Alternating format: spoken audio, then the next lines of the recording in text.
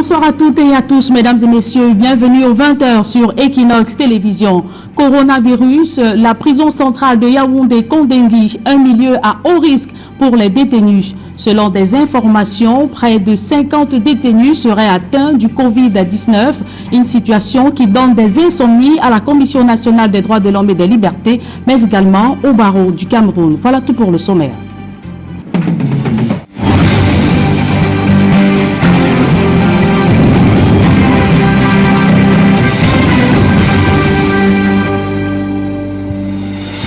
Une fois de plus, bonsoir à toutes et à tous, mesdames et messieurs. Bienvenue aux 20h sur Equinox Télévision. La prison centrale de Yaoundé-Kondengui serait-elle un foyer de contamination au coronavirus? Selon des informations glanées par nos reporters de ce côté, près de 50 détenus seraient atteints du Covid-19.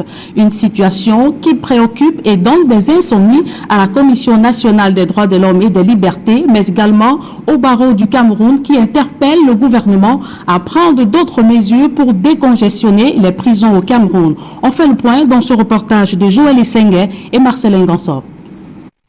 C'est au bout de 3 jours d'examen de différents dossiers que les premiers bénéficiaires du décret présidentiel portant commutation et remise de peine sont sortis de Kondengui. Parmi la centaine de prisonniers libérés samedi dernier, plus de la moitié seraient porteurs du Covid-19. L'information qui circule dans le milieu carcéral n'a jusqu'ici pas été confirmée par les autorités pénitentiaires et sanitaires. Toujours est-il que cet état de choses est venu une fois de plus plonger le pénitencier de Kondengui dans une situation pas du tout confortable. On se rappelle qu'en début de semaine dernière, des rumeurs sur des cas de décès dus au coronavirus ont circulé dans l'enceinte de la prison, créant un soulèvement qui a été vite maîtrisé, sans pourtant rassurer ceux qui y sont incarcérés. La présence du Covid-19, si elle est avérée, comme le soutiennent plusieurs sources à l'intérieur de cette maison d'arrêt, laisserait planer le spectre d'une contagion généralisée lorsqu'on sait dans quelle promiscuité et insalubrité vivent les prisonniers de Kondengui. Voilà qui conforte la Commission nationale des droits de l'homme et des libertés, ainsi que la Commission des droits de l'homme du barreau, dans leur plaidoirie pour un réel décongestionnement de nos prisons, et principalement celle de Yaoundé. Dans un communiqué, nous avons appelé les autorités à tout faire pour sauvegarder la vie des populations carcérales. Parmi ceux-là qui sont détenus, il y a ceux-là qui sont en attente de jugement. Et plus de 70% de ceux qui sont là, on a plaidé qu'ils soient relâchés. Et parmi ces populations, il y en a qui ont les familles, qui ont le lieu de résidence reconnu. Donc on peut le faire sortir et lutter efficacement contre la pandémie. Ces appels sont d'autant plus nécessaires et urgents que le décret du président de la République portant commutation et remise de peine n'a résolu que partiellement le problème de la surpopulation carcérale. À la prison centrale de Yaoundé comme ailleurs, les prévenus sont les plus nombreux. Or, le décret du président de la République du 15 avril ne les concerne pas. Du coup, la menace du Covid-19 reste intacte malgré la libération de quelques détenus. Nous prenons simplement les chiffres de nos 91 prisons. Le Cameroun a aujourd'hui 18 435 personnes en détention préventive. Les 18 435 personnes font en réalité 57,9% de la population carcérale. Et ce décret du président de la République ne touche pas 57,9% de la population carcérale. Nous avons demandé que les magistrats aient de moins en moins recours à ce qu'on appelle la mise en détention préventive. On a demandé que les personnes vulnérables, c'est-à-dire les femmes, les vieillards, les enfants, puissent être libérés. C'est donc maintenant qu'il faut agir pour mettre la prison centrale de Yaoundé et les autres pénitenciers du pays à l'abri d'une contagion généralisée au Covid-19. Le respect de la distanciation sociale et le lavage des mains, qui ne sont déjà pas facilement appliqués à l'extérieur, le sont encore moins à l'intérieur de nos prisons, où les uns dorment quasiment sur les autres, multipliant de fait les risques de contamination. Le ministre de la Justice doit au moins s'atteler à mettre sur pied une politique générale, un plan général de lutte contre le Covid dans les prisons et le communiquer publiquement. Que l'on sache que le service public pénitentiaire continue sa course ou continue à être géré de cette façon. Voilà ce qui est fait, voilà ce qui n'est pas fait. La Commission nationale des droits de l'homme et des libertés et la Commission des droits de l'homme du barreau pensent qu'il est plus que jamais temps d'agir. Prévenir vaut mieux que guérir.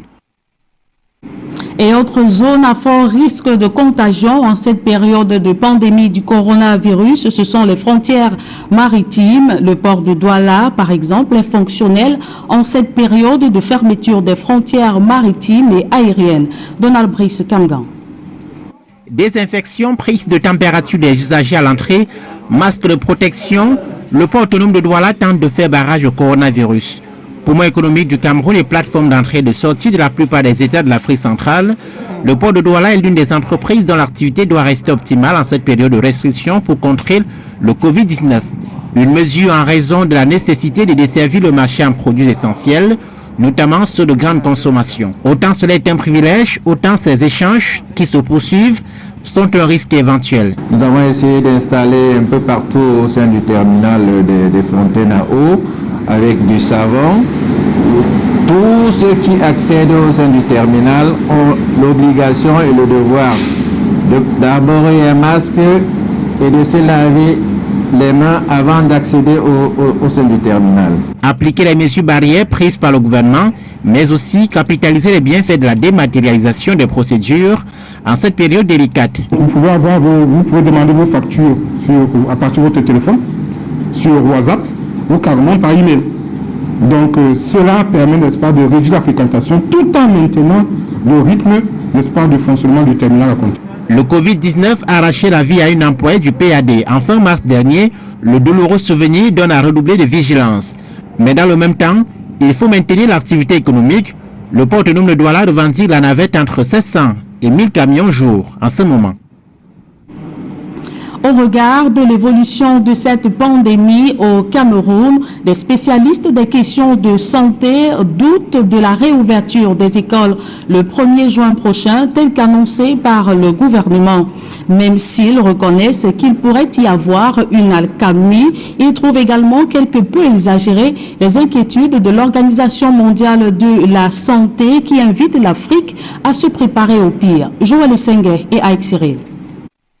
En pleine lutte contre le coronavirus, le gouvernement annonce la reprise des cours le 1er juin 2020. Une date difficile à tenir au regard de l'évolution du Covid-19 au Cameroun. Je ne suis pas certain que le 1er juin, tout va reprendre dans notre pays. Je ne suis pas certain. Je pense même que on l'observera encore un certain temps. C'est la prudence qui le veut parce que, comme encore une fois, toutes les données relatives à l'épidémiologie, ne sont pas connues. Donc on ne peut pas, personne ne peut être péremptoire à ce stade de la connaissance que nous avons de la maladie Covid-19. Le spécialiste explique tout de même qu'après analyse, partant du cas 0 le 7 mars dernier jusqu'à la contamination communautaire, il est probable que la courbe soit inversée vers mi-mai, début juin 2020. Vous avez un cycle de à peu près 10-14 jours pour constater la maladie, 10-14 jours pour être soigné, guéri, et peut-être une dizaine, 14 jours également pour être confiné, être sûr que vous êtes complètement guéri. Donc si vous prenez ça sur 3 cycles de contamination, vous vous retrouvez autour du mois de mai vers, disons, la deuxième quinzaine du mois de mai, où on peut ressentir que les effets ont vraiment porté. C'est la raison pour laquelle le gouvernement a opté en disant qu'on pourrait reprendre les cours à partir du 1er juin. Une analyse en quasi-contradiction avec les projections de l'Organisation mondiale de la santé. L'OMS invite plutôt les pays africains à se préparer au pire. Nous avons en Afrique une façon de fonctionner qui est très communautaire. Vous voyez comment on a de la peine à enterrer nos morts dans la stricte intimité. On a de la peine à ne pas se réunir pour X raisons. C'est peut-être à ce niveau-là que l'OMS peut s'inquiéter. Mais si c'est par rapport au système de santé, aucun système de santé dans le monde n'a été apte à faire face à ce Covid-19. Tous les systèmes de santé ont été pris de court. S'il relativise face aux inquiétudes de l'OMS, le président de l'Ordre des pharmaciens du Cameroun doute également d'un retour à la normale dès le 1er juin prochain, même s'il reconnaît qu'il est possible d'observer une accalmie. 10 formations hospitalières sur les 11 que compte l'arrondissement de Marois 1er ont été fermées. C'était au cours d'une descente effectuée par les autorités administratives et celles en charge de la santé. Ce qui est reproché aux formations hospitalières ciblées, c'est l'exercice illégal de la médecine. Ajoutez à cela les mauvaises conditions de prise en charge des patients, entre autres. Alors que le Cameroun se bat pour venir à bout de la pandémie du Covid-19, les autorités de la ville de Marois, à travers cette opération, veulent éviter des entraves au plan de riposte mis sur pied par le gouvernement. Je vous invite à suivre les explications du docteur Amadou Nassourou. Il est président de l'Ordre des médecins de la région de l'Extrême-Nord. Nous avons trouvé plusieurs formations sanitaires illicites. Nous avons visité au total 11 formations sanitaires et parmi les 11 formations sanitaires, 10 formations sanitaires sont illicites, ne sont pas en conformité, en règle. Il y a une seule formation sanitaire qui est en règle. Et ces formations sanitaires qui ne sont pas en règle sont prévues, seront fermées dans bientôt. Il y a ceux qui seront fermés provisoirement en attendant ils complètent leur dossier. Il y a ceux qui seront fermés aussi définitivement. Ils complètent leur dossier. Il y a ceux qui seront fermés aussi définitivement. Ceux qui seront fermés provisoirement, ceux qui ont certains papiers qu'on peut compléter facilement. Donc on les demande de fournir ces papiers dans un délai précis. Donc nous attendons ce papier, s'il peut le fournir dans un délai précis, on peut rouvrir cette formation sanitaire.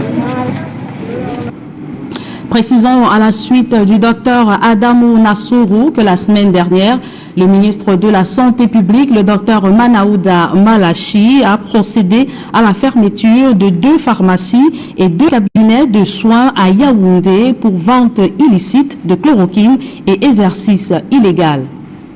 Le Premier ministre Joseph Dione Ngouté crée des centres spéciaux de prise en charge des patients atteints du Covid-19 dans un arrêté publié ce lundi. Ces nouvelles structures se trouvent dans 5 régions. Le centre à Yaoundé en dispose au stade militaire et au lieu-dit Orca au carrefour Zoé. À Douala dans le littoral, les centres sont au stade Mbappé-Lépé et à Yassa. À Limbé, dans le sud-ouest, c'est au Middle Farm Stadium, à Bafoussam, région de l'ouest, au camp des logements sociaux et à Garoua, c'est au stade Roundé Adia. Ces centres devront être dissous après la crise du coronavirus, d'après le test du Premier ministre Joseph Dione Ngouté. Et dans le but de renforcer auprès des populations les mesures visant à contenir la propagation du coronavirus au Cameroun, le chef de l'État Paul Biya vient d'accorder un don spécial aux 360 communes d'arrondissement. Le don spécial évalué à près de 2 milliards de francs CFA est composé de 50 000 cartons de savon de lessive, soit 4 millions de morceaux de savon, 1 500 000 masques de protection pour les populations, 50 000 masques chirurgicaux pour le personnel hospitalier, 75 000 seaux de ménage, 40 000 bidons lave-mains d'une capacité de 30 litres chacun, des kits de tests de dépistage rapide et des appareils d'assistance respiratoire pour les hôpitaux. C'est l'essentiel d'un communiqué signé du ministre de l'administration territoriale. Selon Paula Tangandi, ce don, qui n'est pas à confondre à l'action du Fonds spécial de solidarité nationale créé par le chef de l'État dans le cadre de cette pandémie, sera réceptionné dans les chefs-lieux de région par les gouverneurs. Dans le sud, les villageois s'adaptent à la prévention du coronavirus dans l'application des mesures barrières avec leurs activités champêtres. Les chefferies soutenues par les mairies sont les principaux points de sensibilisation. Illustration dans le département de l'Océan avec notre correspondant Joseph Abena. Dans les villages du département de l'Océan, le Covid-19 est bien connu de tous. Ici, à la chefferie d'Nkonlong, dans l'arrondissement de Niété, le chef ne reçoit pas n'importe qui et n'importe comment. Quand on se lève, on se lave d'abord les mains et nous allons au champ. Là, nous n'avons pas d'autres difficultés parce qu'on évite tout contact Ça, c'est un fait. Au retour, avant quoi que ce soit, nous lavons les mains également avant d'entreprendre autre chose. Ah, vous pouvez trouver que le chef est dans notre genre. C'est parce que j'ai interdit certaines personnes d'entrer. Compte tenu de leur rapport, je ne sais pas comment ils font. Et j'exige à tout le monde de faire comme je venais de vous le signifier. Lavez-vous les mains. Il y a l'eau de javel, il y a le savon et il y a de l'eau. Afin de renforcer cette prévention, la mairie de Niété s'investit à distribuer du matériel pour des mesures barrières. Située entre Ebolova et Kribi, cette localité est aussi le lieu de brassage des populations concernées par le message de la prévention. Nous allons commencer à partir de demain pour distribuer ces matériels dans tous nos villages. Il faut déjà dire que ça entre dans droite ligne des politiques de l'État, donc les mesures énoncées par l'État pour lutter contre le coronavirus. Ces populations dont le quotidien est marqué par les travaux champêtres et la petite économie des marchés devront s'adapter pendant les rencontres à porter des masques, à laver régulièrement les mains ou encore à utiliser du gel hydroalcoolique. Polémique des contributions dans la lutte contre la pandémie du coronavirus au Cameroun, le Comité citoyen pour la transparence et l'exercice des libertés appelle le gouvernement de Paul Biya à accepter l'élan de solidarité et d'assistance des Camerounais de toutes les chapelles politiques nationales pour vaincre le Covid-19 qui frappe notre pays. Achille Nkoto, coordonnateur du COCITEL, s'est exprimé sur sa page officielle Facebook. On fait le point dans ce reportage de Jean-Paul Chouniat. Au moment où le régime de Paul Biya et Maurice Kamto du MRC sont à couteau tiré sur l'initiative privée Survie Cameroun pour porter assistance aux Camerounais en détresse face au coronavirus, le Comité citoyen pour la transparence et l'exercice des libertés demande au gouvernement et aux Camerounais de taire les querelles et accepter les contributions de tous dans la lutte contre cette pandémie qui fait déjà des dizaines de morts à travers le pays. Gardons-nous de jeter l'anathème sur de valeureux compatriotes. Fussent-ils responsables politiques de premier plan lorsqu'ils tentent, non sans brio, de mettre en place une chaîne de solidarité matérielle et financière, notamment en direction des plus démunis, au nom de la dignité humaine. Les contrariés, les vils et immondes. Cet acteur de la société civile déplore l'interprétation faite de la déclaration du leader du mouvement pour la renaissance du Cameroun devant le Conseil constitutionnel lors du contentieux post-électoral de la présidentielle de 2018, ce qui a davantage divisé les Camerounais. Qui d'entre nous a choisi d'être né là où il est né? Qui? Suivant notre nomenclature ethnique, je suis Bamileke, mais je me suis toujours considéré comme Camerounais avant toute chose. Toujours dans le dessein de nous diviser, certains ont volontairement dénaturé le sens de ce propos. Pour Achille Koto, le débat sur le prétendu tribalisme de Maurice Kamto n'a pas sa raison d'être. Le deuxième président de la République du Cameroun, ayant lui aussi affirmé son appartenance à sa région d'origine aux premières heures de son accession au pouvoir. Paul Biya déclarait avec fierté, sous des applaudissements nourris, un 11 juin 1983 à Yaoundé, oui, par la force des choses et par la volonté de Dieu, je suis originaire du centre-sud. Fin de citation. Sur cette confusion entre tribalisme et tribalité au Cameroun, le COCITEL appelle le peuple camerounais à tirer du Covid-19 des leçons de vie sur l'égalité, l'humilité, la solidarité et la fraternité entre les communautés de notre pays. Le coronavirus montre avec froideur et sans pitié combien nous sommes fragiles. Elle nous interpelle à donner un sens à la vie, à notre entourage, à nos amis, à notre famille, à nos enfants. Cette pandémie montre à ceux qui en doutaient que nous, Camerounais, issus de diverses communautés, avons un destin commun. Nous avons aussi un passé commun. Face à l'effondrement des valeurs et normes sociales qui menacent de faire imploser notre pays, l'heure est venue pour tous les Camerounais de prendre conscience de la nécessité d'un état d'urgence patriotique une fois la crise sanitaire au Covid-19 jugulée, souligne avec force Achille Koto, le coordonnateur du COCITEL, le Comité citoyen pour la transparence et l'exercice des libertés. Et l'impact du Covid-19 sur le secteur pétrolier persiste. Ce lundi soir, le baril de brut américain a chuté à $1 sur les places financières de New York. C'est une grande première depuis plus de 20 ans. Cette chute extrême et brutale est la conséquence de la crise du coronavirus et la guerre des prix lancée par l'Arabie Saoudite pour obliger la Russie à réduire sa production selon des spécialistes. Nous y reviendrons dans nos prochaines tranches d'informations. Mesdames et messieurs, c'est sur cette note que nous mettons un terme à cette édition du journal. Merci de l'avoir suivi. Retrouvez juste après Duval Fangwa et ses invités pour la suite des Equinox Soir Duval. Prison centrale de Nkondengui, la psychose de la propagation du coronavirus plane. Julien Bissay.